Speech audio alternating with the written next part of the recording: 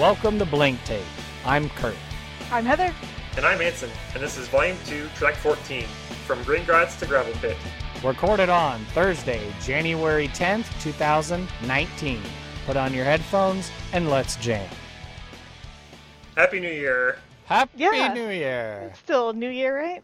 So this is our first episode of the second season. 2019 has begun. Volume 2. And we have a special guest. Would you like to introduce yourself?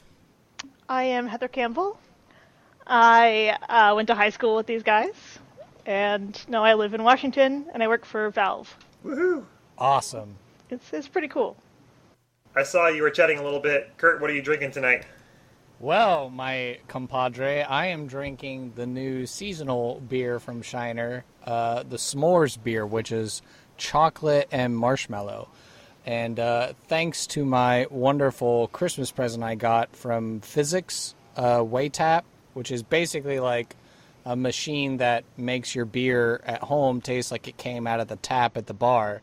It's very creamy, chocolatey, and it's good. So I've still got 5 more of these left to drink. I was saving them just for this occasion. Sounds pretty cool. good. Indeed, and I'm drinking it out of an Aperture Science glass. Yeah, it's extra good, of course. How does it compare to Guinness? Is it just like a lot sweeter than Guinness, or like kind of? That's a good question. I think Guinness has got all the oatmeal and stuff in it, so it's not. It always kind of tastes like coffee to me. Yeah. I think this I'm perfectly fine drinking by itself. It's not like Guinness where I'm pretty sure that I need to be eating a dinner, or else I'm just going to be knocked on the floor. Okay, well that's significant. And Mr. Anson, what are you drinking tonight? Over here I have a... Dang! This is a Coke sin azúcar, also known as Coke without sugar, also known as Coke Zero. Did you smuggle that over the border? I cannot confirm or deny that these are from Mexico. But given that my wife and I were in Mexico over New Year's, I can see why you might think that. Oh, cool. Yep. It's tasty. It does taste like Coke Zero. However, it is slightly less carbonated and very slightly more syrupy.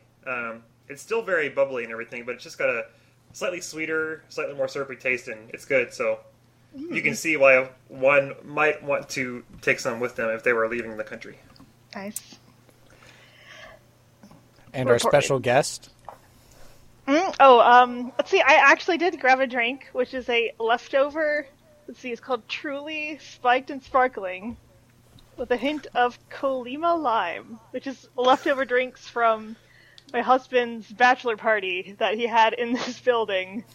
So the place canceled on his brother's reservation, so they had their party here downstairs in like the condo's meeting room. Mm-hmm. So they had, of course, we had tons of drinks left over. So I'm working on those. Nice. Yeah, that was this. We were working on our wedding drinks for a long time after. So yeah, I know how that goes. Yeah, we finally finished the rest of our champagne, so that's sort of where we're at right now. Well, I've not yet actually thrown away. I've not actually thrown away my bouquet from July. Oh. So there's like a skeleton of a bouquet like sitting on our kitchen counter. Oh. Well, congrats, by the way. I know that had happened. I had seen that on the social medias, and I just didn't know when the timeline was on that. Yeah. Yep. That went very well. It was great. Good to hear. Yep. Well, let's see, Mr. Anson. I think now in our show we would go to the follow-up section. So did we do our homework? You had to watch some movies, if I understand correctly. Yeah, I had to, and I still have to, because I am the world's best slacker, and I did not do my homework for this one. So I just keep forgetting. I need to make another reminder. But I have not done the Trading Places and Breakfast Club movie homework that I have been assigned. Did you get a chance to watch Tron? That was the gift from my dad for Christmas? No, I have not. It is on my DVD shelf, and I will add that to the notes. Okay. Well, Yeah. I don't know. I might have to tag. I don't know. I might have to fight you for the title rather of World's Greatest Slacker because you've told me to learn Ruby, and I still haven't done that yet. But I've been talking to my coworkers about it more openly, and they're telling me like, yeah, Ruby's actually really good to learn. You should do that. And considering all the buzz I'm hearing, basically how coding is like the new wild west frontier of jobs here in Dallas, and you make oodles of money, then maybe I need a career change. I don't know. I'd have to learn another language, so a machine language. The language of the robots. Yes, but the language of our robot overlords. Yeah, I mean, dude, machine learning, that's like going to be the last job, right? Like, Then the AI takes over. Right, exactly. Shall we play a game? Yeah. So, yeah, I put a note in here. One of my coworkers listened to the show and said that there is a way you can run Swift online. So, after you do some of the Ruby lessons, I might tell you to try Swift online and maybe convert something that you've written in Ruby into Swift because, like I mentioned earlier, Swift is like one of the languages that I use. So it would be cool to kind of get you trying something that I actually do in my day-to-day job. Okay. So, anyway, we have one little correction. What's the story there? Oh, well, because Casey and I did have the opportunity to go see Spider-Man Into the Spider-Verse. We went with my sister-in-law, and we took, and my brother-in-law, and we took Twinkles and Adina as well. And so I sat up at the very front of the theater with Twinkles, and we watched the movie, and it was great. And I did some digging on Wikipedia and found out that Spider-Ham actually existed in a run of Marvel Comics that first appeared like in the 80s. So I was thinking that Plopper the Pig, who's the character from The Simpsons, was the originator of it, but it turns out Spider-Ham Peter Porker was already a pre-existing character before the movie came along. And it was great. I loved the movie. I thought it was really well done. So, yay! More people need to go see Spider-Man. It's so Yeah, good. loved it. Yeah. It made me embarrassed for like every other modern animation I've seen lately. Yeah, it was super cool. Yeah. Did you look up the background of Peter Porker? I mean, I know he works. Basically, it's like anthropomorphized animals that take the place of every other character in that Marvel universe.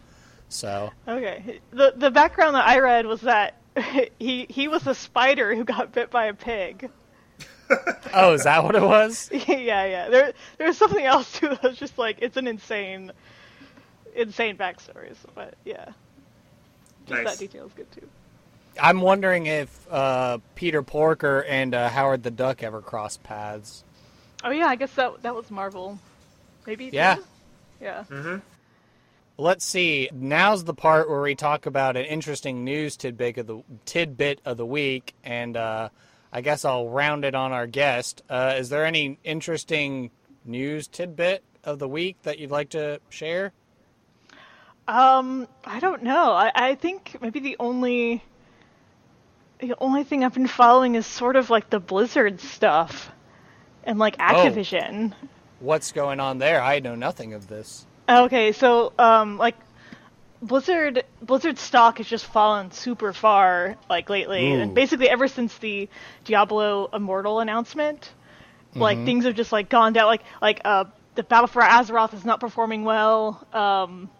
They basically, because these other IPs are not doing well, they're like, oh, we're basically done with Heroes of the Storm. They canceled like, all the esports for this year for Heroes of the Storm. Like it was sort of like that was the whipping boy. So like they've pissed off so many of their fans, and then even Overwatch is pissed off too because like the new character that came out, people were like, oh, it's just the same face lady again, and I really liked people are that. Super pissed. I really liked that reunion video because I I'm a critter, a fan of Critical Role, so Matt Mercer Oh, tweeted of course. it. Yeah, totally. And I think because Jennifer Hale's the voice actor for that new Oh, character. Yeah. I mean, I saw her in the video and I was like, oh, I don't play Overwatch, but this character looks, she looks pretty cool and attractive to me, so. Yeah. Right, like on its own, like in a vacuum, it's totally fine. But like at the same time, it's like people want to see something totally different, and like she was not totally different than what they already have in the game. So I think that's kind of what people were upset about. But anyway, the actual like their stock is falling. There's like a couple of really high-ranking people have left. Yeah, so like people don't know like what is happening over there. And then today, Bungie has like split from Activision too. Oh dang! Oh So- dang! No more Halo. Well, no, I think that they have ownership of. Well, no, they already weren't Halo. Bungie already split from Halo like a while back, because that was like Oh. 343 who put out Halo 4 and Halo, whatever the other one was. Back in my day, Bungie Yeah. made the original Halo game. Right. So I think they're keeping Destiny, which is like what they kind of have now. Oh yeah. But- Yeah, I think my brother-in-law Jason really likes that game.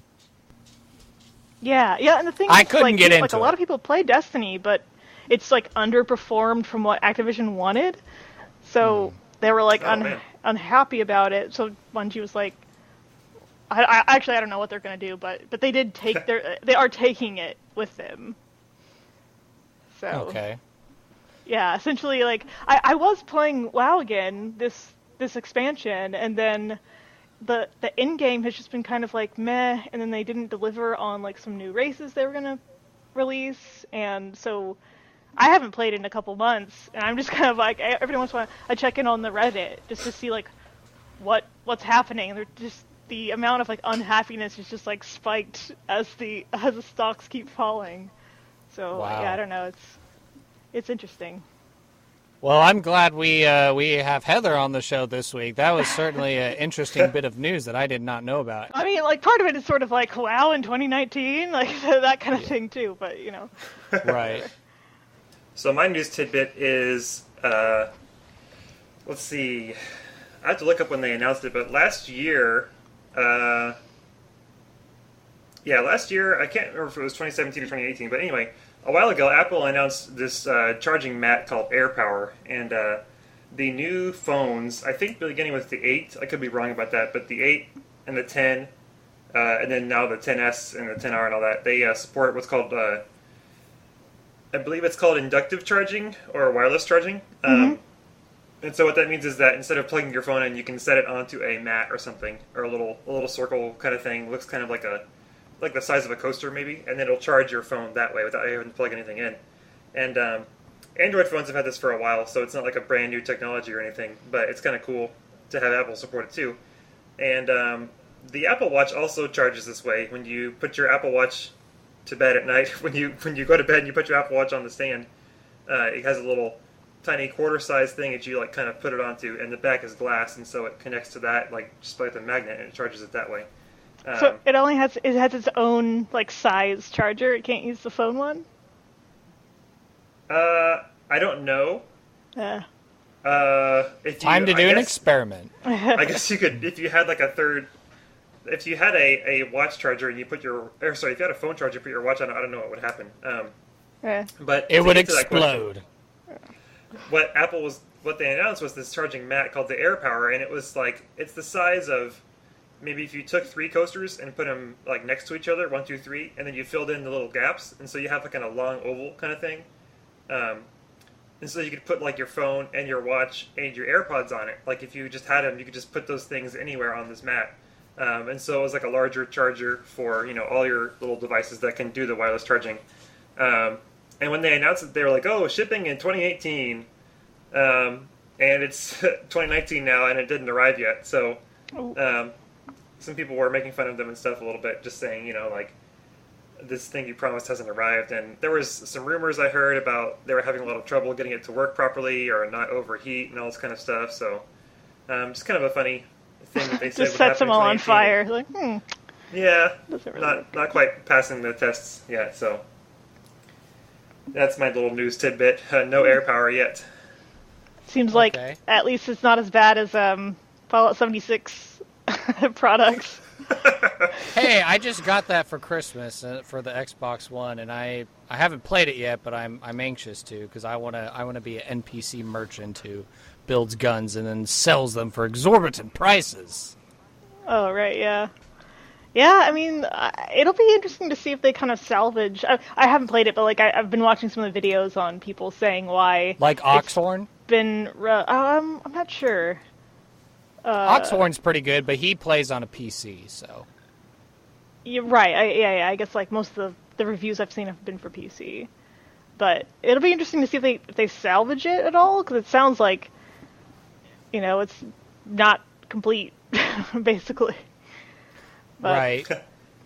Well, but then again, games can come back. Like that's true. No Man's Sky, right? Like, Yeah. it's like pretty good now.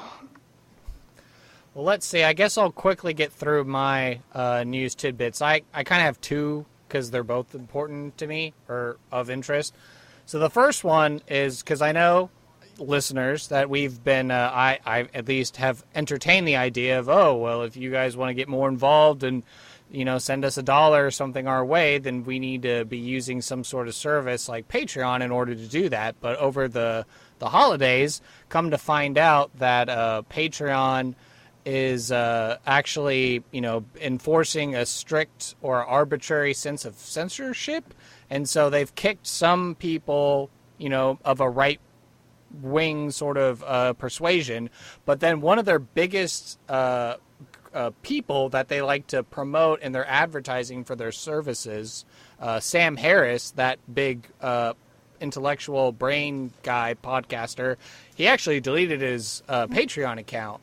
And so then there's other people on the internet like Dave Rubin and Jordan Peterson, I think, who said that they were going to get together and formulate their own version of Patreon or their own patronage type subscription system that wouldn't have arbitrary censorship rules. So I know since we've been entertaining that idea, I thought, oh, that's definitely of note if we decide to go in the Patreon direction, if that's a thing for us, or if we use some sort of other competitor. So that's crazy and interesting of note. Yeah, I hadn't heard about it at all until you mentioned it, so that's interesting that you heard about that. Yeah, I actually follow a lot of, I follow people who don't like those people on YouTube, so I did hear about that. It sounds like it's sort of, like it's going to be like focused on like that sort of, the sort of outskirts of like the alt-rightery kind of people, but I mean, I don't know, like competition's always good, so maybe, but I mean, Patreon, I think, it doesn't seem like they're doing like a big, censorship type thing, I guess, but I don't know. I use Patreon for a lot of things. Like a lot of, I would just watch reviewers or whatever, and it seems to be pretty good. Like on the artist scene, like they're pretty good for that. So. Yeah, well, I mean, I don't know if we're worthy of, of anything that would need censorship, but it might be safe for us still, but you never know.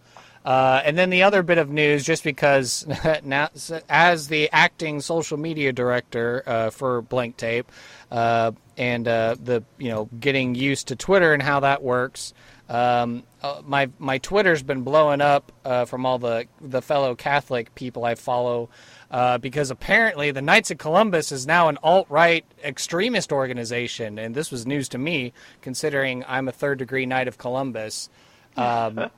And I guess there are two senators, Mazie Hirono from Hawaii, and then Senator Kamala Harris from California. I guess when they were in the process of interviewing a gentleman from Nebraska for a circuit, judge appeal court position, they questioned his membership in the organization and said it was dangerous. And so there's a lot of, like this one comedian I follow, Jeremy McClellan, made basically a satire video detailing the master plan of the Knights of Columbus. And it was, just to give a laugh. And certainly want to give props to Representative Tulsi Gabbard, also from Hawaii. She's also a Democrat as well. But she wrote an op-ed piece and just was like, hey, fellow colleagues, let's pump the brakes and not make religious tests for office and shame people for being in, private religious fraternal organizations and stuff. So yeah, as a Knight of Columbus, I assure you that the plot of the Vatican will not affect you. So. Yeah, I mean, like, I haven't heard any. I mean, I watch a little bit of like just political junky things, just for something to listen to while I draw. But like, yeah, I haven't heard anything. It always seems like the Catholic stuff seems kind of like it could go either way. Like they're not necessarily tied to either kind of side of the political spectrum right now. But sure. That's funny. Like I haven't heard any of that. Yeah, and I mean, some would argue that maybe historically in the United States, a lot of Catholics have been Democrats, but as it seems to be, issues seem to be polarizing people further and further in the country. It seems to be that perhaps the Democratic Party doesn't necessarily represent all of the faith values of the Catholic Church. So I mean, certainly on some issues, on some issues, like there is a definite tie, to a certain side. But yeah.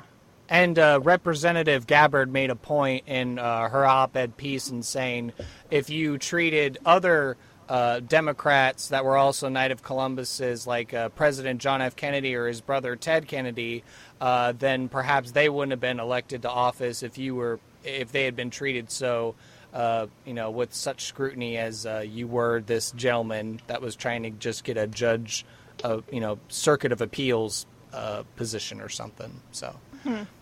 So anyway, that's the news tidbit of the week, and I think without further ado, we're ready to dive in. I don't think we even need a mini topic because the main topic is our guest, Heather Campbell. As she already introduced herself, we all went to the same junior high and high school together, and Heather and I were actually in choir together. And to give a perspective, Heather is a contemporary of Anson's older sister, so she was 2 grades ahead of us. So she left for college, sooner than we did. So I guess I'll just turn the mic over to Heather and just kind of, if you do, just give, however much you feel like sharing, tell us about yourself, interests, hobbies, passions, that kind of thing. Well, I guess these days, outside of work, I pretty much just play video games, and that's a pretty good summary of what's happening right now. I think once let's say I started to contract with Valve in like 2009 or 2010. So I have actually been working with them for a long time, but I didn't move up here until I think late 2012. But then I've been here since then, so I think I got pretty lucky since I was hired to do comics, and I ended up, being able to kind of do other things that they needed to, and then ended up kind of just fitting in well as like a team member. So I ended up sticking around. So nice. Yeah, take it away, Ensign. As a background info, Valve is the video game company responsible for Team Fortress 2, Portal. What else? Half-Life? What am I missing? Half-Life, Counter-Strike? Yeah. Dota 2? Oh, yeah, Dota 2. Oh. And there's some new one that came out, right? This last year? Artifact, Live? yes. Artifact, that's what it is. Yep. Is that a VR game? No, it's a card game. Oh, card game, that's what it is. So it's like Hearthstone. Dota-based cards. Dota-based card game. So. Okay. So going back in time a little bit, I have a picture that I'm going to drag and drop into the Skype, and hopefully this will work. Okay, I'll flip over to Skype. Oh yeah, man. This is an old picture that Heather drew of my sister sitting in a chair, and the caption is "Beth's chair, yo." Man. Oh man, that takes me back. Let's see. Why can I not get to the? That's great. Yeah, it's like that was like my first foray into like trying to draw humans. Oh, and then because Anson showed me this picture, and that reminded me. I think in my school badge, I had requested you to draw something crazy like a penguin playing a bass guitar, if I remember correctly. Okay. I think I sort of remember that a little bit. Okay, all right, nice. And so, of course, we all went to May Creek High School. You and I were both in choir. So, what did you end up going? Where did you go? What did you end up doing after good old May Creek? Where'd you end up going to school and figuring out what you wanted to do for the rest of your life? Well, I went to UT Dallas, so probably pretty close to where you live now. Yeah, actually, very close to where I am. Mm-hmm. Yeah, Plano, right? Or I guess Richardson, yeah. But yeah. Yeah, it was a stone's throw away from when I first moved here, and we've moved a little closer in, but it's still within easy driving distance of where I live now. Yeah. Yeah, so I went there, and then I began to major in arts and technology, but I failed C++ horribly. I tried twice. No. And so I was like, you know what, screw this. I don't want to do programming. So I changed my major to arts and performance because I had a couple choir credits, and then those counted towards graduation. So that became my new major. And I think I learned very little in college. I think very little related to art. I think. Is it common? Is it common for maybe other visual artists at Valve or in the video game industry? Do a lot of them have like art degrees, or like how? I think a lot of them do, but I think in general in the industry, like it's very much sort of. It depends on like where you go. Like there's some artists who just like they do enough stuff, people get to see their stuff because of social media, and they're good enough that people just want to hire them anyway. They don't care about like in the end, your school stuff really doesn't matter. It's like very much what your abilities are and how much sort of the technology people use and all that.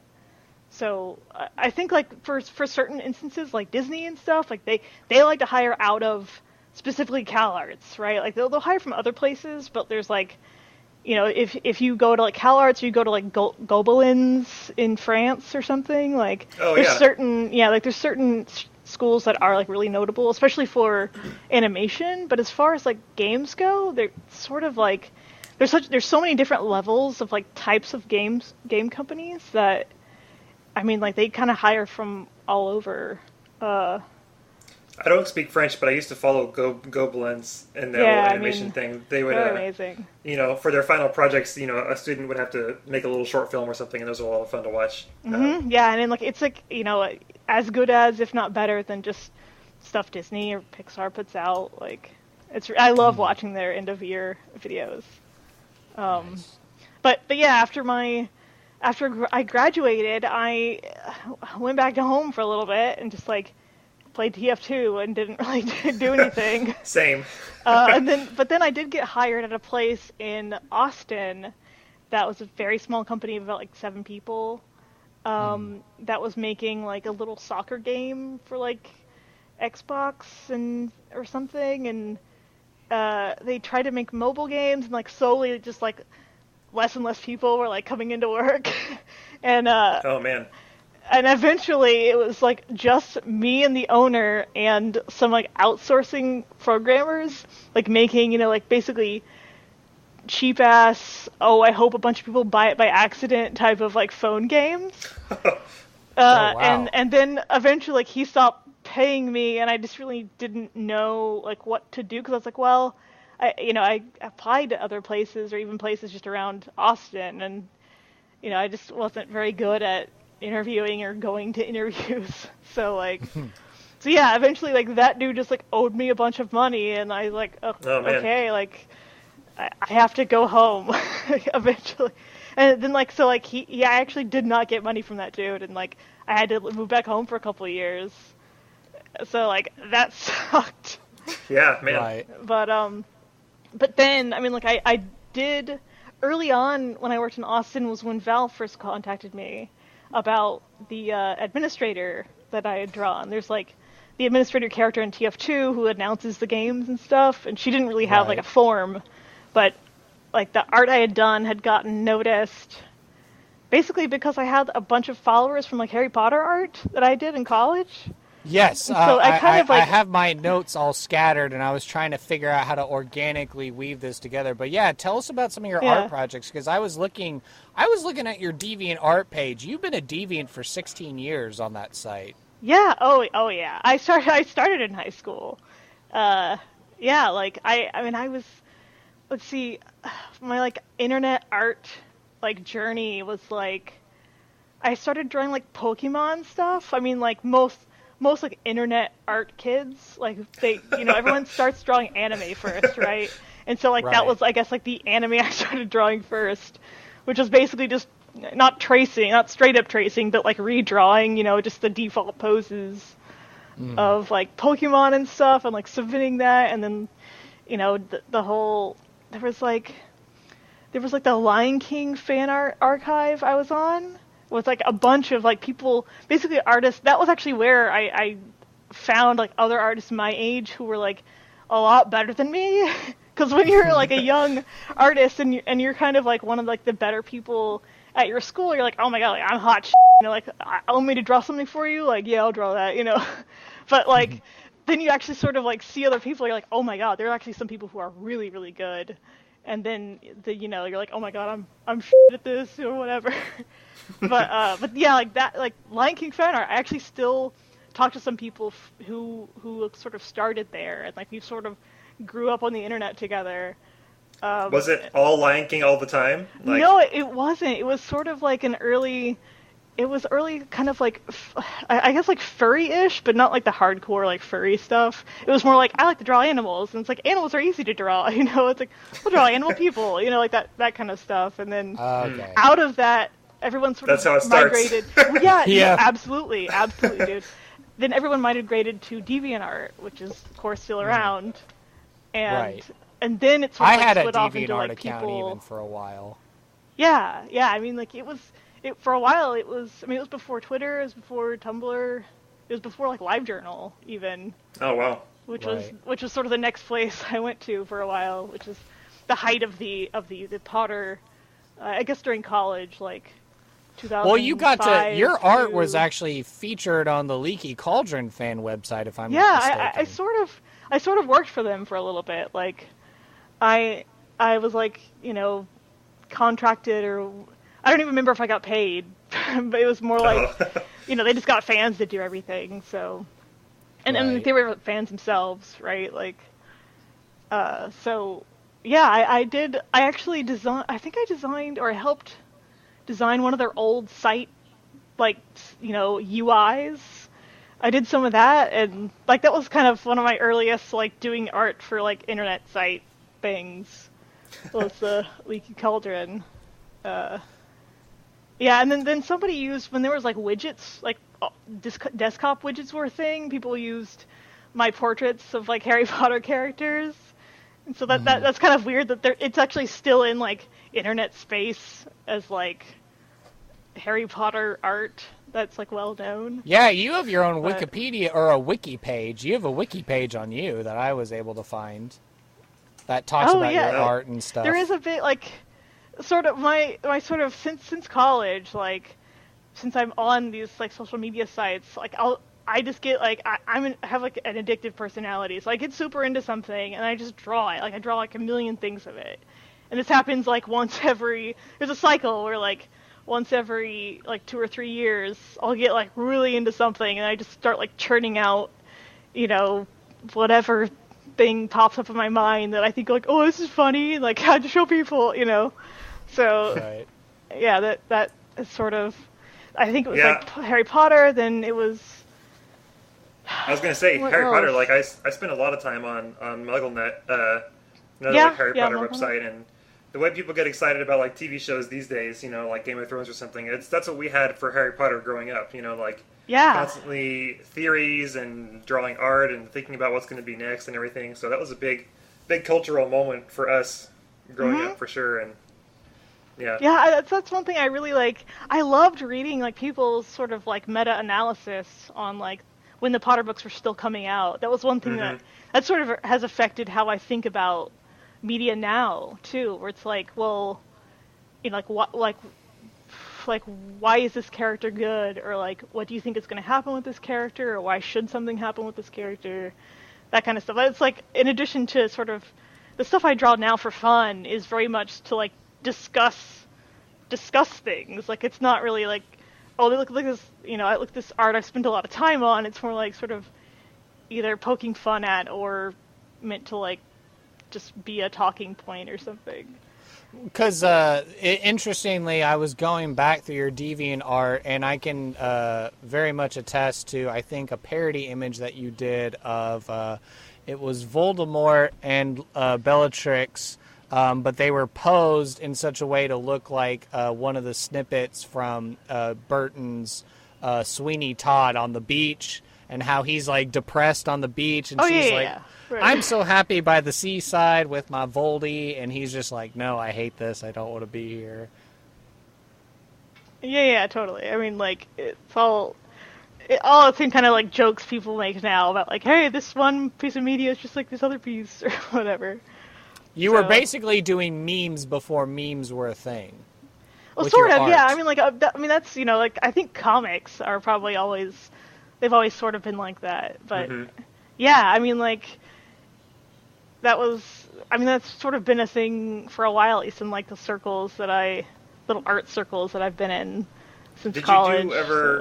Did you invent your own world building, your own stories, or did you mainly draw like art for other existing literature and stuff? No, like I think the closest thing I did was like during college when there was, especially like on like internet art sites, there was a big stigma on like doing fan art, where it's like, oh, if you do fan art, like nobody's gonna hire you or whatever. But like that, I mean, like that was wrong. It was sort of like, in a way, it was like a weird kind of like macho artist thing to like do like original work. So I did do some stuff for like college assignments, but after that, it's like I don't really have any desire to do my own stuff. I mean, I think like the writing kind of that I do is very much like I don't have any desire to write other than like taking existing characters and be like, oh, this one little thing would be fun for them or something, right? Like it's the writing equivalent of like, I can draw this one really good eye, but I can't draw anything else like besides just that eye. So yeah, that's about where I am like writing wise. So yeah, like for fun, like in my own time, I have no desire to like make my own stuff. Like I just want to like, celebrate the stuff that I'm kind of into that someone else has created. So speaking kind of along that, how would you feel then your participation and just drawing for fun in these fandoms? How do you think that's influenced the various communities and maybe even some of the lore aspects? I know you talked about, the big thing obviously being the creating the aesthetic and the actual look for the administrator character from Team Fortress 2. But I remember, looking at your Harry Potter art, you were always drawing the Malfoys and you were always very pro Slytherin. But you were also drawing Disney characters, and you were even, I think you did like Avatar art, the first Airbender, and you did like, other video games and other cartoons. So, I mean, what do you think of that? Well, so I actually did, I basically migrated from DeviantArt to LiveJournal and then to Tumblr, and through my Tumblr stuff, I got super into Legend of Korra back when I think season 3 was coming out. I didn't finish it. Oh, okay. Korra's awesome. I know. I started is really it. The best one, but yeah. Okay. But yeah, so I got basically they started to sort of focus on one of my favorite character, Lynn. And so I went nuts with that. And I was like, oh my god, I want to know everything about her. I want to know about their family, So doing a whole bunch of that art, I actually ended up working for Brian and Dark Horse, and I did one of their free comic book day comics, and I did a couple of the Korra comics that have come out recently. I did the covers for those. Whoa! Because I didn't. Oh, cool. They originally wanted me to do the comics themselves, but unfortunately I have a very good job, so I could not do it. Yeah. So I had to look up who Lynn was. I had to refresh my memory. Lynn Oh Toff. my That's God. Don't talk to me. no, that's Earthbender. That's Earthbender's daughter, right? Who's the metal bender? Yeah. Okay. Right. Yeah. Yeah. She's so, the cop lady. Yeah. So I've since actually Brian's actually friends with another dude who works at Valve. So I've met Brian a couple times. I've had breakfast with him once. Wow. Cool. So yeah, Humble brag. Cool. Yeah. I mean, yeah, it was really cool. So I didn't do the last core cover because they asked me during my wedding season, so I was like, I have no time, I cannot do it now. Mm-hmm. But yeah, that's been really cool. So in that way, it's sort of I sort of get so excited enough about the things I like that it sort of gets it does get the attention, at least of some people in the community, I guess. And then occasionally, I guess now it's I guess it was prolific enough that, or in the right spot too. On Tumblr, Brian was on Tumblr, and so he saw some of my stuff, and that's how I, got some work from them. So yeah, I mean, I always, occasionally I will, whenever I go home for Thanksgiving, my dad will have me talk to, he teaches at Taylor, digital media. So he has me talk to the class, and I always just tell him, I was like, if you do anything, just do whatever you want to do for fun, and then always put the results of it on social media. Just if you want to be into art or whatever, or any kind of media, right? Just put it out there. Do you give inspirational talks and draw while you're talking, and then? I do draw at the end sometimes. I'll take little requests or whatever. Yeah. So I'm kind of interested, maybe into more in detail, because I've only just been able to read it in passing, because I phrased this question. So, as you've talked about technology and social media and how that's impacted your ability to share and create artwork, and how basically, what brought Heather, the graduate from May Creek High School and UT Dallas, from making Harry Potter art and Avatar art on DeviantArt and Tumblr and all these places, to finally, what connected all the dots from that to being oh, Valve likes my artwork for the administrator, and now I'm being brought on to make lore, defining comics for one of my beloved computer games that I enjoy playing.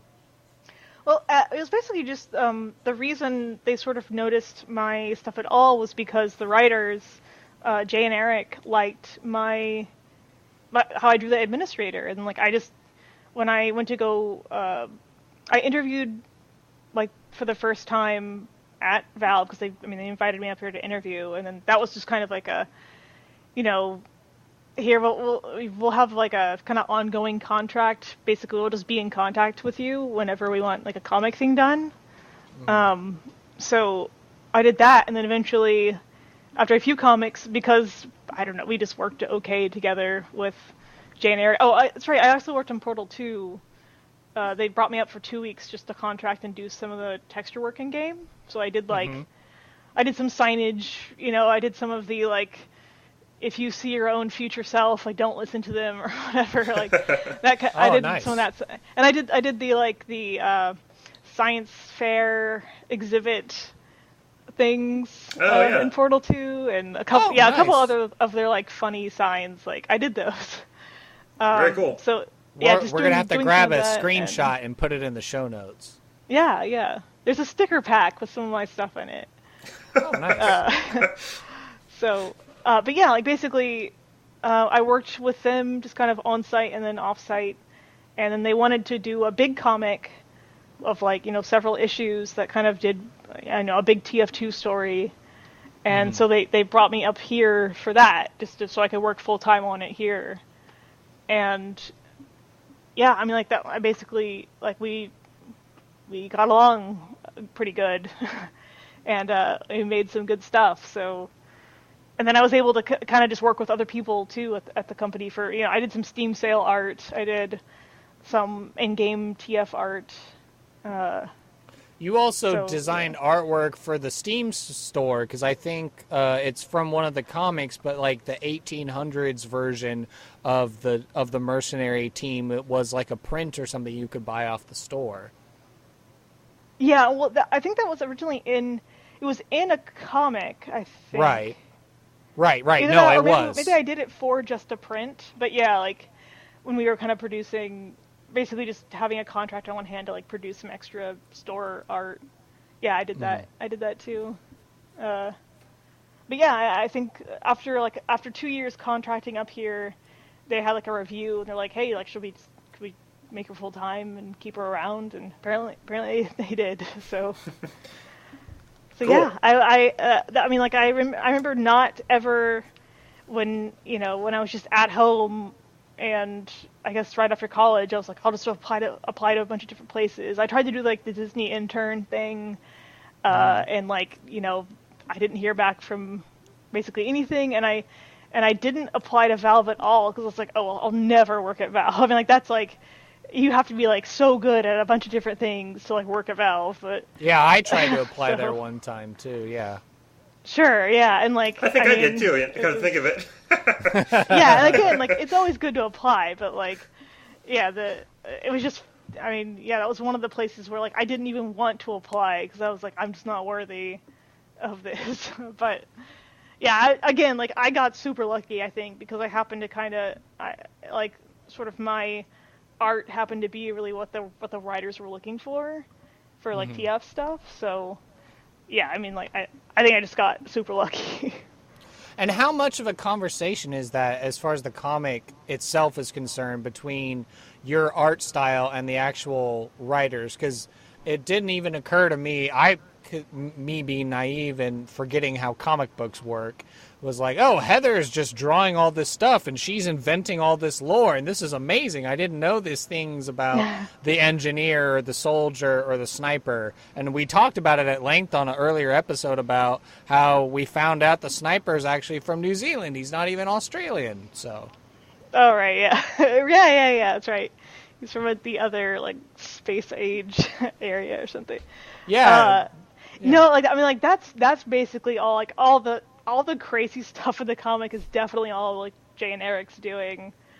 I think like my contribution a lot of times is like, I mean the actual like acting of the scene is kind of sort of like my, I guess, like expressions and all that is sort of my thing. And occasionally there's been a couple times where like I want a scene to slightly go differently, or I think like, this character wouldn't do this, he might do this.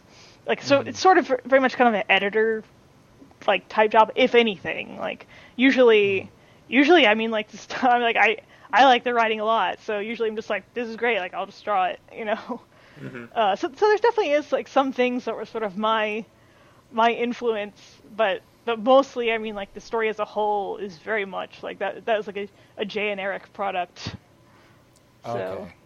Yeah. No, it just makes me smile every time I get to read a comic, because I'm just like, yeah, no, that's Heather. That's the same Heather that I've known since high school, and she gets to draw all this cool and crazy stuff. Especially, I was reading the later ones, like the whole dynamic between Zuzana and the soldier is just baffling but lovable at the same time. Like they get naked and fight people covered in honey and blood. Yeah. Like that's like, I think like Zana definitely has like a bit of like, my influence for like I always like wanted to make like a giant lady character, so that, yeah, I think like there's a couple different things. She's like, one of Heavy's sisters, Anson, in case you didn't remember. Yeah. Okay, yeah. Have you read the racing comics? Heather's going to kick me off the show again because I've read some of them, but I'm not fully up to date on my TF2 comics. Yeah. I mean, by the end, the comics got so long.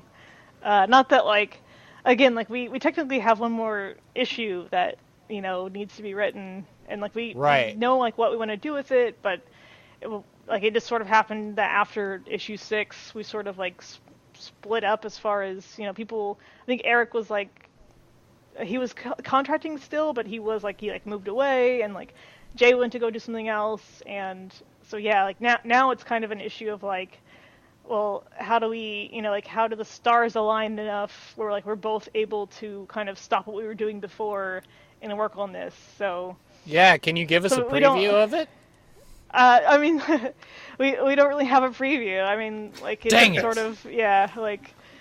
So it's something that we still want to do, but we just haven't been able to like align our schedules. I know it's the administrator's showdown, because the last I remember from the comic is she uses the last of the Australium, so she becomes super young again, and then the engineer's like, "Oh, you've only got hours left to live," and then she's like, "That's all I need to end this," or something like that, and it was just like a cliffhanger ending where it's like, "Oh no, how's it gonna go down? How are they gonna do it?"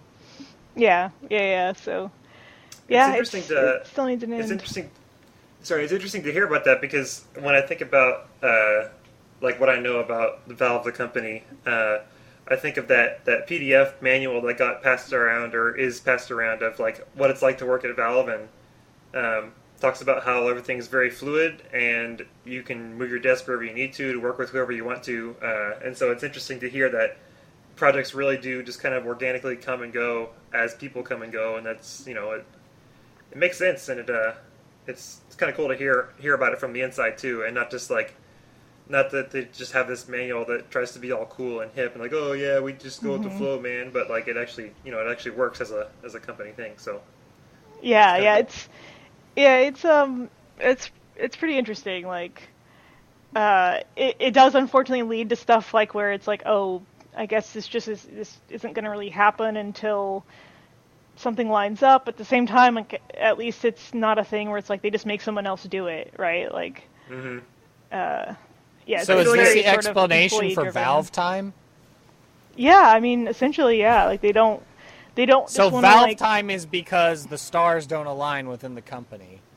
I mean, I don't know. I can't speak for every project. Like things get rearranged for different reasons, but mostly it's people just don't want to release something until it's ready, right? Like if it's not done, then it's not done, and they don't necessarily want to force people. I guess like what was the whole Red Dead Redemption thing? Like they don't want to just like cram people in a room and force them to work like crazy hours. And is that why we don't have Half-Life 3 or even Episode 3 of Half-Life 2 yet?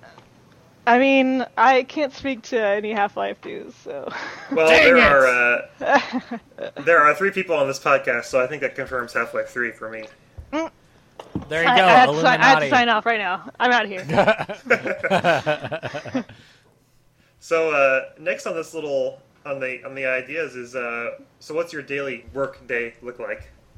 Well, now I work on the past couple of years. I've worked on Dota. So right now I am helping to design. I guess in the past I've worked on like the Immortals that were released. Basically, there's like special cosmetics that come out for certain heroes, and you buy chests to see like which one you get, and basically stuff that helps sell the compendium, which makes the prize pool higher. And I don't know if y'all follow Dota 2 at all.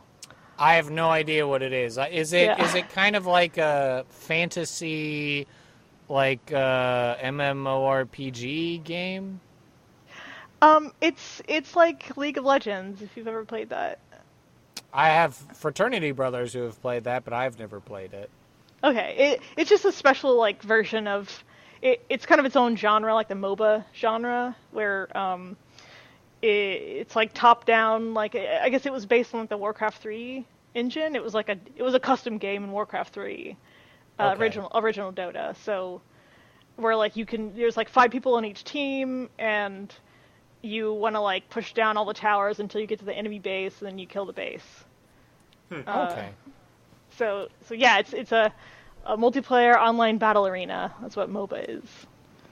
Oh, cool. So they have like Dota has like the largest prize pools of any game because Valve can like most of the revenue comes from Steam, so they can kind of make it so there's like a baseline prize pool that was like pretty high. I think their first one was like $1 million, and like no one else had done anything that was kind of even close to that. And now it's like the prize pool is because people buy compendiums, which are like, you buy them during like the season of the international, which is like the finals, and then you play and you level them up, or you can level it up by like putting money into it and stuff. So, but yeah, like now the prize pool last year was like 20-something million. It's just like crazy. Whoa. So, which is all it is split up among like basically, even if you were last place at the international, if you qualified, like you still get like $200,000 or something. So wow. the top team, the winners got like $7 million or something last year. Wow. And it's like Unreal. Yeah, so it's a big deal. Like I really like watching Pro Dota now. Like I actually have mostly played League and Here's the Storm, but watching like pro esports, like Dota is like one of the best ones. I think there's a Netflix TV show called Explained, I think, and they do like 20 or 30 minute episodes on like various topics, and like one was on like the stock market, and another one was on like K-pop, and they had one on esports too, and I think they talked about Dota, and I could be wrong, but yeah, they're talking about how the prize pools for these things are huge, like you're saying. So yeah, people cool. basically had to like match. They had to match Dota because Dota was just like so much higher than. I mean, that's actually kind of how like Dota 2 got off the ground, was the fact that their first esports thing was such a big prize pool. People were like, what's this? And because like Dota did have a pretty big community, like Dota 1, but like it wasn't really known that well. Like at the time, like people knew once League came out, like League really kicked off the new era of like the MOBA genre. But like Dota is, it's not as big as League, but it definitely has like a bigger chunk of the MOBA pie right now. So what does Dota stand for? Does it stand for something? Defense of the Ancient. Oh. Or Defense of the Ancients. And the Ancient Cool. is like what the base is. So that's what you don't want to get destroyed every game. So cool. But yeah, like my day job is basically going in and like at least right now is designing, this character needs a new weapon. Like, what's a cool weapon we could sell for this character? Like, I design that, or I design like a whole, new armor set for a character, or we're adding new characters now. Before we were just importing basically old Dota characters into the game, but now we're done with all the old ones, and now we're just adding new ones. So I help design those new characters. Do you make hats? Yeah, that's basically what immortals are hats, right? Like, okay. They're hats for Dota characters, yeah. I gotta have my TF2 hats. Mm-hmm. Well, so what are your... sorry. Oh, no, the only comment I was just going to add is the little reading I've done is just interesting how Dota 2 and Team Fortress 2, their original games were mods of pre-existing game, and then Valve came in and was like, this mod's cool, let's buy it and make it better, and then that's how you end up with Team Fortress 2 or Dota 2. It's kind of been... Mm-hmm. That was the Counter-Strike as well. Counter-Strike came out of Half-Life 1. Or Half-Life Deathmatch or something, I think. Mm-hmm. I'm not sure. Like TF2 also came from that, right? Or like TF. I remember I think from what I read, it was a Quake. It was on the Quake engine, but it may have been like a Doom spinoff or something. Right. Okay. Yeah. Which do you prefer between Dota and League of Legends? I think I basically played a bunch more League before I ever played Dota. And that actually sort of like screws you up from playing Dota because you played something similar and you're like, oh, this is like slightly different and I'm good at this other thing and I'm bad at this new thing, therefore like I'm really mad right now. but I think like I haven't played League in a long time, and I think I like some of the design of League a bit better because they make the game like really responsive. There's kind of a lot of like old mechanics still in Dota, like there's turn rate and there's cast points, which is like when you start to cast a spell, there's a bit of a cast animation before it actually goes off. And like basically like the game is a lot harder because of that kind of stuff. Whereas League, as soon as you touch an ability, unless it's channeled, like it will just fire. And like if you want to jump somewhere, there's no wind up. Like you jump and like your turn rate is basically 0. It's kind of more like I guess like tactile way. Like if you just want to like make cool moves and stuff, League, because there's a bunch of other things like there's mana costs are pretty low, and you can like use your abilities aren't super punishing. Like basically the game is less punishing, I think League is. Whereas but Dota, because like everything is so punishing, it means that watching Dota is a lot better, because whenever like anything happens, whenever a spell goes off or whatever, like everything is so much more like powerful in that game, and it's so much more punishing to sort of get caught out that you can actually see what's happening. Like even if you kind of don't really know the game, I think Dota's a lot easier to sort of learn if you're just watching it. So I don't know. I like Heroes the best. That's my answer to that. I like Here's the Storm best because it's like Here's the Storm is like the old folks' home for like former MOBA players. Where, like they have distilled down the game to like the core components of like team fighting, and in League and Dota, there's like you have to know certain timings of when things happen on the map. Like there's like a dragon that spawns at like 3 minutes in. You have to go get it, but you don't know that it spawned unless you are watching the clock and like know, okay, at 3 minutes I have to go here.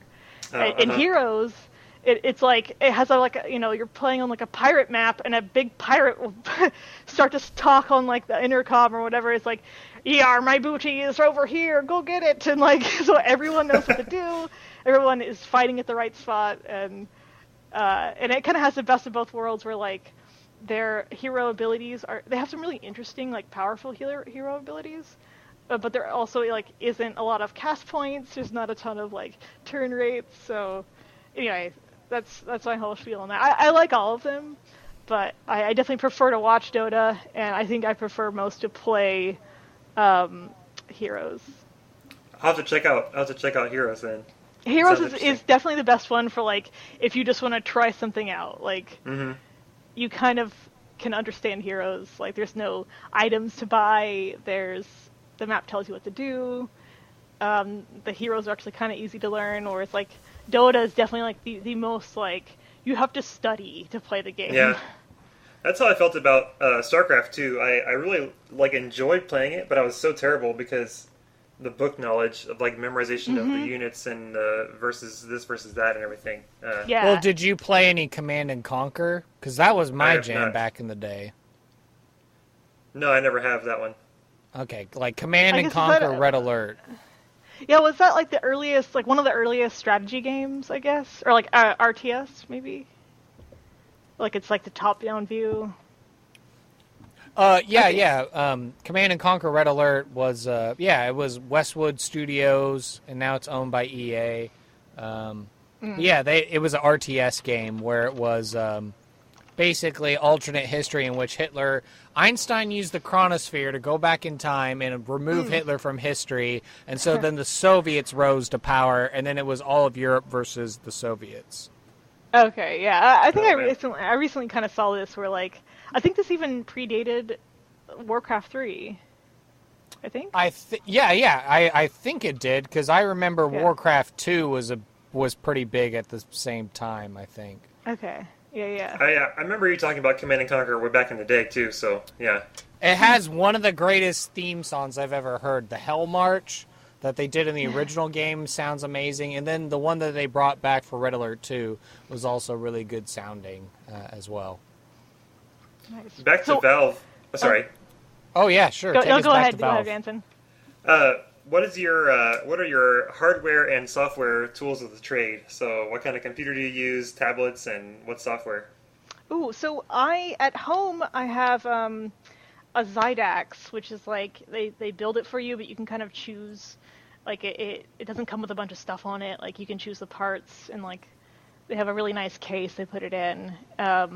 At work, I'm not sure I don't know what I have. I think it's they have some special work thing where like I have like a huge monitor. It's like, I don't know, whatever the biggest ones you can buy. Not the super long ones, but like the the biggest kind of normal rectangle size.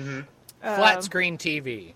Yeah, basically, like, which that's pretty cool. And then both at home and at work, I have a Wacom Cintiq, which is the tablet you draw like on the screen, and it's like the super, it has like all the pressure sensitivity and all that. So it's essentially another monitor, but it's, you can draw on it with a pen and stuff. That's pretty cool. Yeah, Are those, they're really nice. Is that like a Mac or a Windows machine, or is it a different kind of operating system that you're saying? The first. It works like the Cintiq is essentially just a monitor. So. No, sorry. The first thing you were talking about, the one that you have at home, and then like the big monitor thing. Is it like a? So the Zydax is just who makes the computer. I run it's just what is it, Windows at both home and work. Okay. Yeah. Windows wins again, Anson. Oh. I mean, I like to play video games, so I play on a Windows machine. I feel that pain. Yeah. Granted, to be fair, I did when I first started to play WoW, I was playing on like a tiny. Actually, I still have the skeleton of it. It's propping up it's like what raises my monitor off the ground or off the desk at home is a tiny little Apple box. That was one of the things that I used to sort of pay myself for my old job that didn't pay me. I was just like, I'm taking this home. This is mine now. So, but yeah, actually, I did play WoW on Apple first, so there's that. Okay, cool. So Wacom and Windows. And do you use like Illustrator or Photoshop or? I use Photoshop. Yep. Okay. Yeah, Photoshop, and then like we use Maya for modeling stuff, and 3D Coat, and everyone's getting into it's called like Substance Painter now, which is really robust like texturing, where it can make basically like a flat object look like 3D rocks or 3D any texture. I mean, that's really cool. So is it like in TF2, how it can look cartoony, but it's like very much like 3D? I think like, yeah, I think that just the an look art of TF2 style is just down. The look of TF2 is just down to like knowing the right shaders and like texture and stuff. Essentially, the Substance Painter, that the new thing everyone's using now, is like it can be a smooth polygon, but it will look like a real piece of ground or whatever. That's like what all like the high tech games are using now to.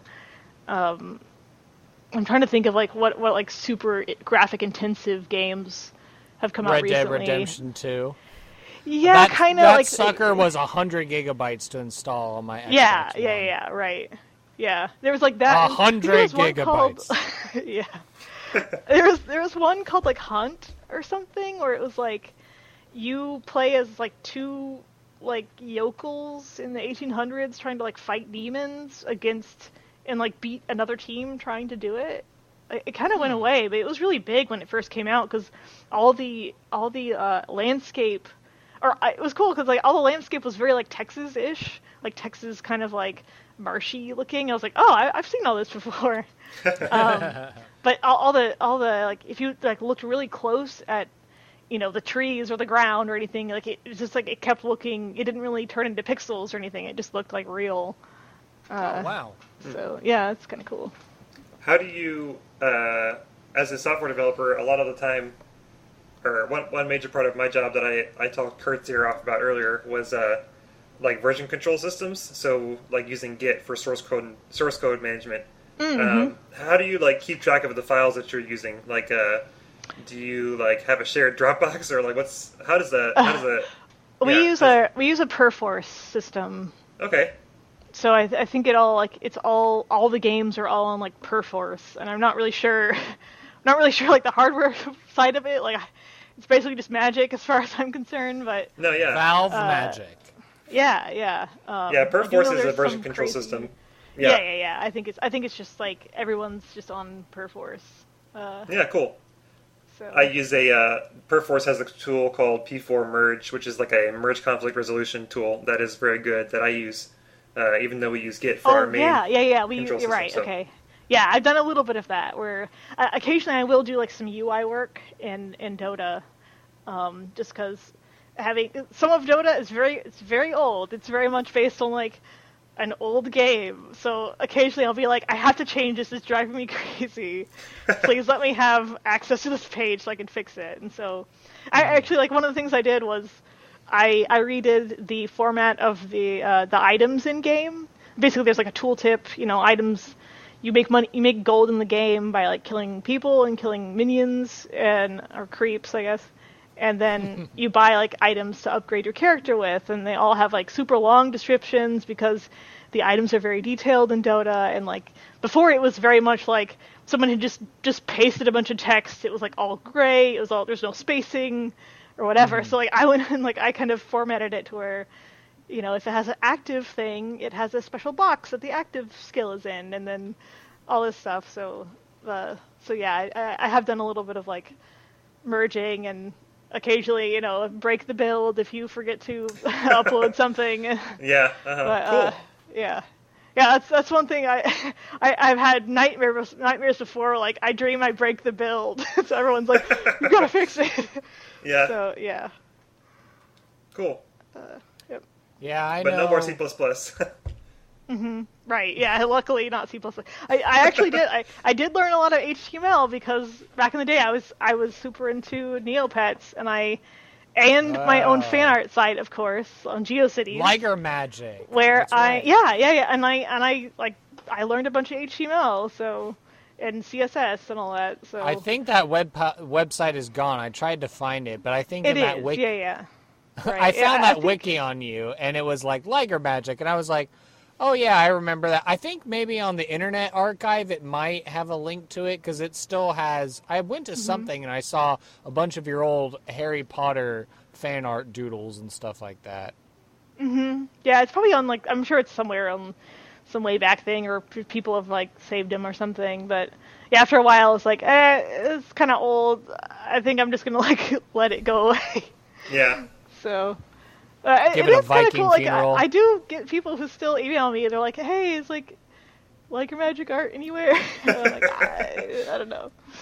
So I'm sure it exists somewhere on like. I was actually using one of my like college buddies' servers to host my site on, and yeah, that I don't even know. I don't know what my sign in was for that or anything, but yeah, it's cool that people still like remembered it. It's neat.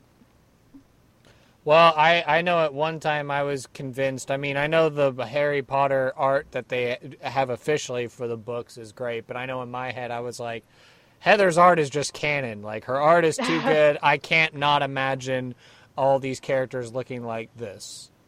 Yeah, I mean, like, it was nice, like, whenever you get, like, addicted to something. I mean, like, if your dopamine is like going crazy, it makes drawing really easy, just as far as like churning out things, because at a certain point it's like smoking. Really, I just need to draw. It's okay, like, or you have to, it's like I have to like put this on a paper. It's interesting you say that because it gets me to as you and I were talking a little bit before we started. Like, my wife and I we're both huge fans of Critical Role and just Dungeons and Dragons in general, and the art community that exists around that show is insane. And since you were describing how art of fandoms can be like addicting, like a cigarette or like a high that you're chasing, and now I can see why the artwork is so prolific, and the voice actors on that show are just amazed at like, oh, we were just playing D&D for 3 hours, and all of a sudden there's already artwork that exists on the internet. Yeah, it's sort of like the high of both like creating something that's in your head, plus there's a whole social aspect to it of like, other people being like, oh, this is so cool, and or just people, being able to be part of that conversation about how much you liked something, right? Like, it's super addicting. Like, it's really fun. So what's the latest high that you're chasing as far as a fandom's concerned? Is it all just Dota all the time, or is there something else that you're getting back into? Well, I recently got back into WoW because I had sort of always liked. I'd always done a little, like, one or two drawings like per every time I'd sub to WoW, I'd do like, I draw like my character I was playing, I'd draw like Sylvanas, right? And then that was it. So like this time, now that they sort of, because they kind of put her at the forefront, and then also did a bunch of things I didn't like, I had a bunch of really good, like, rage-fueled fan art that I did, or I'm still doing, actually, kind of. So, yeah, that's been, like, most recently I've kind of gotten back into the sort of Warcraft lore stuff. Did you ever see that movie? I did. I thought it was really cute. Like, having played, I guess I started to play WoW in, like, 2012? Yeah, because I actually started to play when I was contracting for Valve in my hotel room that I was in. I started to play with some of my old, I played Warhammer Online before that, and Guild Wars, and Aeon. And I played with a bunch of my friends. We all moved to WoW, because they had played that before and I hadn't. So I did that here. And then, I forgot what I was going to say. What was I originally going to talk about? Let's see. How did I get back into WoW again, I guess? Right. I was just asking if there were any other fandoms that you were currently following, or that you were, like, very much doing art for. So you were explaining how the rage fuel of the changes at Blizzard were making you go back into Warcraft. Right. Yeah. It's very much sort of love of a character and disagreeing with like what they're doing with it, which is something I had not experienced before, because in Harry Potter I was really happy with what they did with the Malfoys. I was really happy with you, Slytherin. Yeah, I mean, it was perfect, right? Like, they're terrible, but they also care about each other. That was all I wanted. Okay. They're bad Death Eaters, as you said. They're like, yeah. Yeah, well, I mean, they're definitely bad, but like not like Bellatrix crazy bad. Anyway. Not like bad as in like they're not good Death Eaters because they care about each other too much. Oh right, yeah. At the end of the day, like they will, yeah, like right. Their whole thing was they were loyal except for like when the few things they sort of cared about besides the Death Eaters, they like betrayed them for that or whatever. Anyway. Right. After that, I can't remember. I don't know. I was into Guild Wars for a while. I mean, I played both. I still play Guild Wars 2, occasionally. I guess like Korra was the thing a couple of years ago, and basically like whenever like stuff is coming out for a certain fandom, like when Harry Potter was still coming out, that was when I was like super into it, right? Because again, like there's discussions to be had about like what's going to happen, and that's sort of like that really fuels sort of the exploration of a fandom. And so when Korra was kicking back up again, and like season 3 was coming out, then I was super into it all through season 4. Do you have any kind of? Huh? I was just sorry. I'm being rude, but as far as Harry Potter's concerned, I still haven't read this Cursed Child play, and I don't know if it'll be good or if it's bad. Okay, I've seen it. I went to London a couple years ago and I saw it. Oh, nice. okay. The script for it, I read the script and I was like, oh my god, this is the worst thing I've ever read. But the play itself is so adorable. I loved it. Like it's really, really fun. It's sort of like it's one of the best shows I think I've ever seen, and I have been to go see like other Broadway things in town. And stuff. You saw The Boy from Oz, didn't you? You got to see Hugh Jackman. No, I didn't. No, I didn't go to that one. I went to. You didn't go to that one? I went to Beauty and the Beast. Oh, so that was Lauren and Beth that went and saw The Boy from Oz then. Yeah, I think so. Okay. Yeah. Right. I think so because I remember them talking about it briefly. Uh-huh.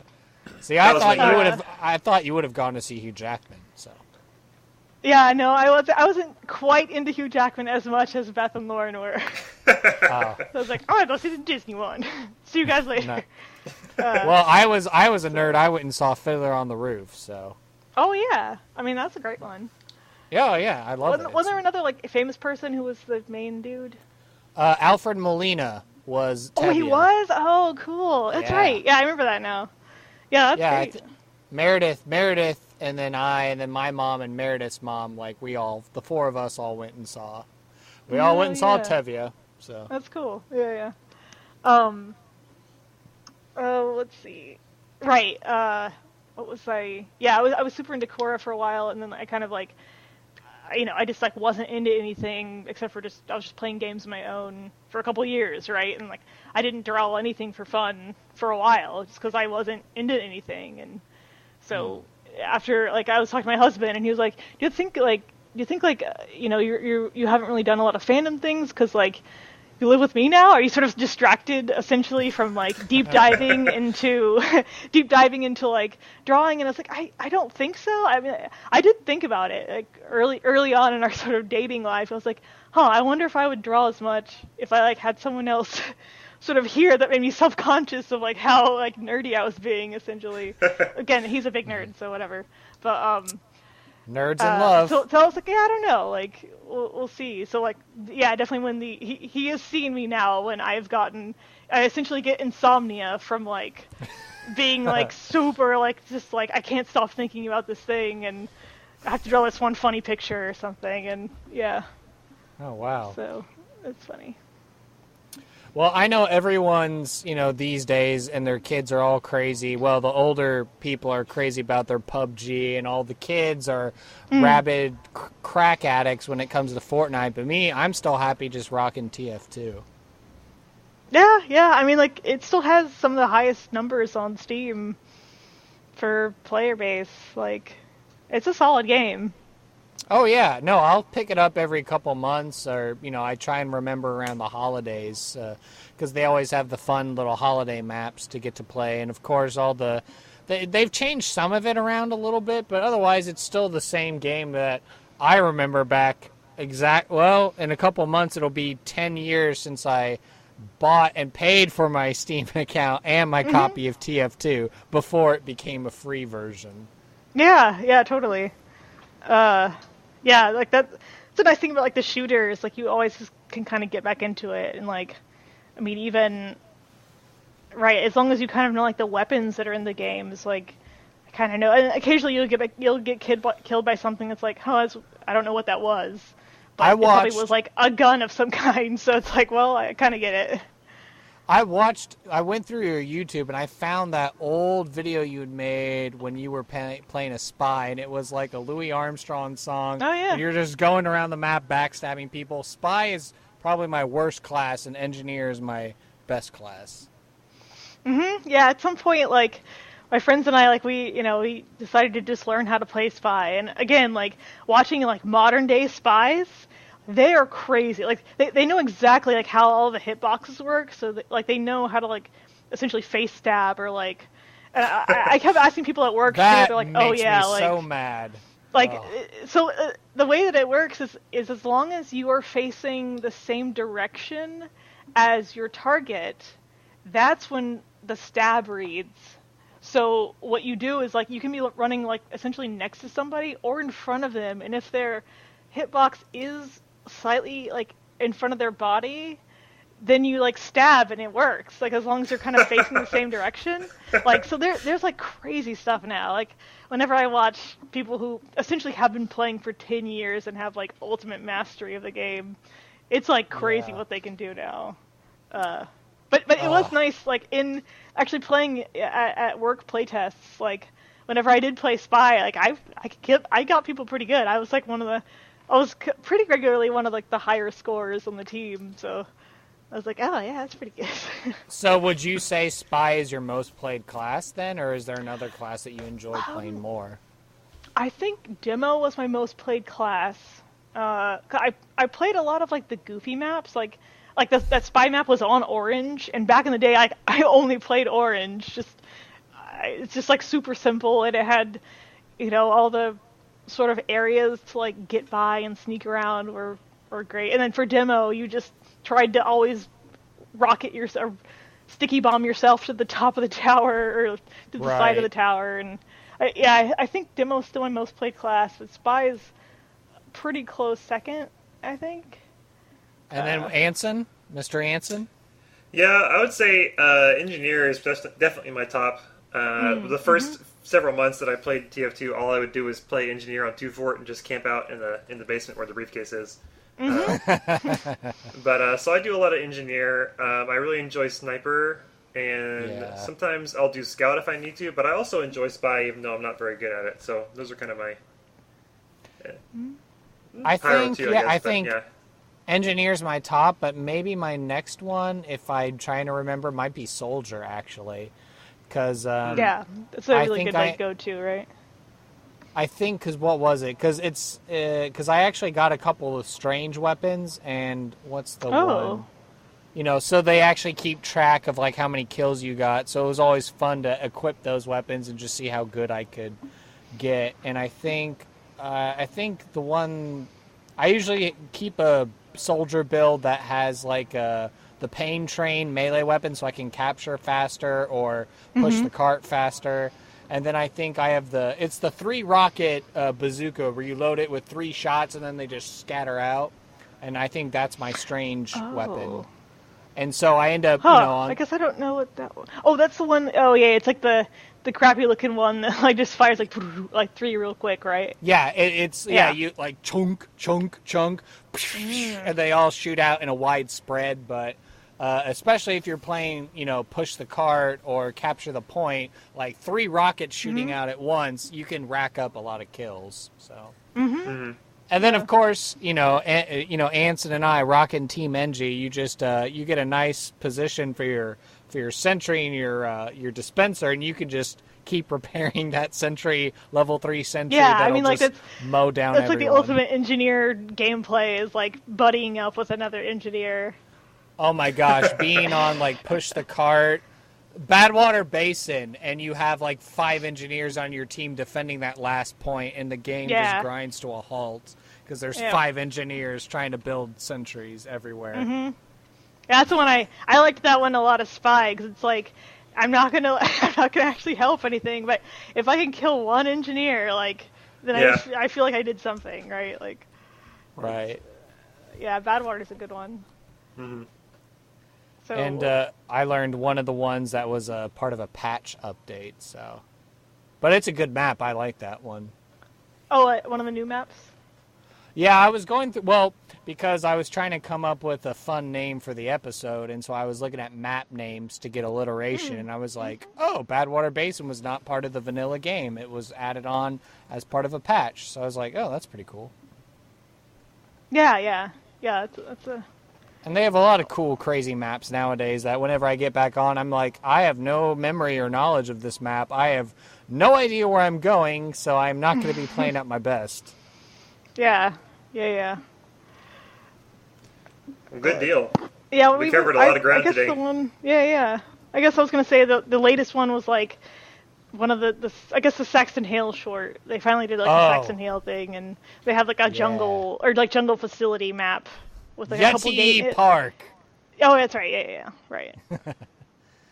But I guess as we're coming to the close of our show for this evening, I'm just trying to go through the questions. We did, like Anson said, covered a lot of ground. But I guess maybe just to wrap it up, any final thoughts that you want to share on just art in your life and, how much it means to you, how it's shaped your experiences and your passions and driven you to success to be at Valve, and what kind of plans and hopes and dreams do you have for the future as you continue to shape and craft the lore that we will all grow to love? Let's see. I think I don't know. I think I feel very lucky to be where I am, and very grateful to sort of the people who made that possible, who sort of like I guess liked my stuff enough that I guess like at work, and then also on the internet, like having people that say like how much they like your stuff. It just makes like sort of your hobby life so much more fun, I guess, to have that.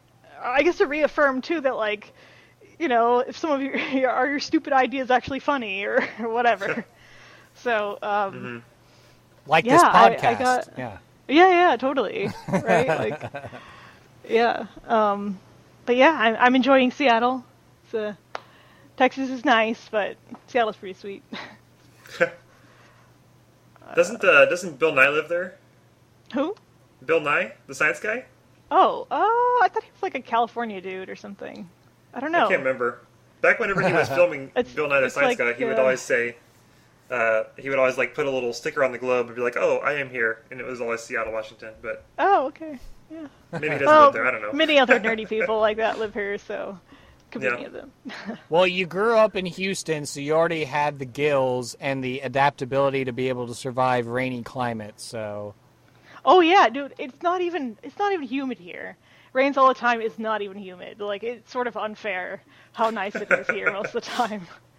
It's like, if you can get over a little dampness, like, it's totally fine. And hopefully, the Amazon people don't push you around too much, or the Microsoft people, and I guess even to a technicality, Wizards of the Coast, some major entertainment people all up there, bumping elbows and stuff. Yeah, I mean, I live with a Microsoft person, so, I don't let them push me around or anything, so I You're push a him strong, around. independent woman. Yeah. So. Awesome. Well, I had a lot of fun. Thanks for your time, Heather. We really enjoyed the show. Yeah, that's great. Yeah. And let's see. So be sure to check out our website. If you don't know, it's blanktape.show. For all our episode tracks and links to all the topics discussed, like how we talked about Heather's art and Team Fortress 2 and Portal 2. You can find all that there, or you can go there and send us an email. Be sure to follow us on Facebook and Twitter. You can search us by going into your searching bar and typing in @Blank Tape Show to stay up to date. And you can find us on Overcast and Apple Podcasts. And anything else you'd like to add, Mr. Anson? If you get the show's RSS feed link from the website, you can subscribe in the podcast player of your choice. Exactly. And hey, we're just happy that you're hanging out and listening with us. So I guess until next time, welcome to Volume 2, baby. And let's keep the good times rolling. Yeah. Thanks so much, guys. Yeah, sure thing. Thank you, Heather. You're awesome. Thank you.